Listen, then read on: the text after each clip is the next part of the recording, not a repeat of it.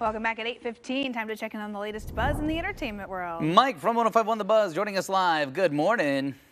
Good morning, guys. Good morning. Good morning. All right. Time to talk Emmy noms. Yep, the Emmy noms are here. What do we think? What do we got? It was a spectacular nominations reveal for HBO Max. You're looking at Best Drama Series right there, and/or Better Call Saul, The Crown, and then HBO Max just cleaning up the rest of the category with House of Dragon, The Last of Us, Succession, and White Lotus, all for HBO. And then Showtime show Yellow Jackets is also in there as well. Yeah, it'll be interesting to see on that one. Succession, this was the last season of that series. Typically, we tend to see shows kind of go out on a high note, and if there's ever a good chance for them to win those nominations, it's in their final series year. So makes some sense. I think they're kind of the favorite. Successions is going to have a lot of chances to win Emmys. They led the league in the nominations revealed with 27. So they're doing okay. Cow. Lots of chances. That's going to be Last fun to of watch. Us came in behind them with 24 nominations, and then White Lotus with 23. Like I said, HBO Max is just going to be cleaning up at the Emmy Awards this year. I think so. A little different story for the Best Comedy Series category.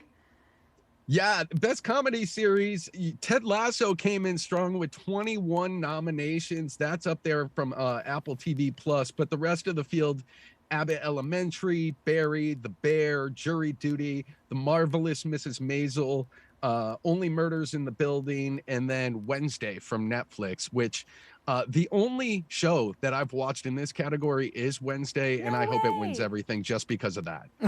Oh my goodness. Mike has spoken. I have watched, I think I have seen at least part of all of those series. There's some really good stuff on TV right now, or on streaming, I guess I should say. Well, that's what's fun. I'm sort of with you, but I actually have seen none of the above. My gosh, but I know that's my fault. I'll take full ownership of that. But I like the story behind Abbott Elementary because of it start kind of in the more quote unquote traditional setting with it going to, was it NBC first? Is that where ABC, it started? I think, ABC? right? ABC. Yeah, it's an ABC show. ABC. ABC So first. I don't know. Hulu. There's something kind of cool about that a show can still find that kind of premier success through that route. Yeah. So really interesting.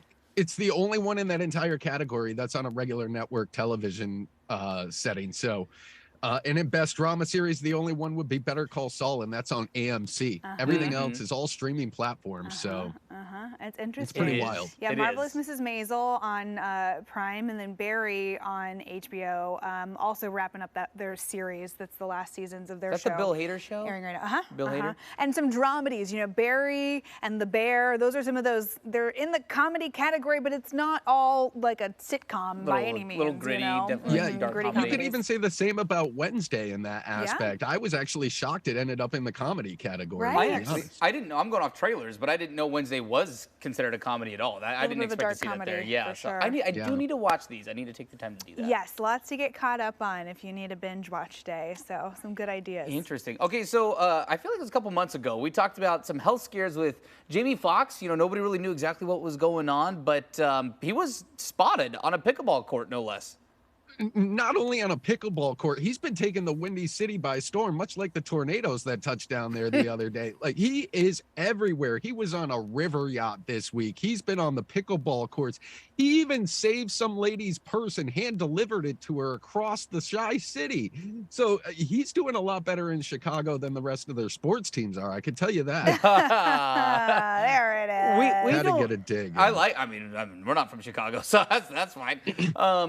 Do we know what happened here with the health scare? Do we know what the diagnosis ever was? They ever definitively said.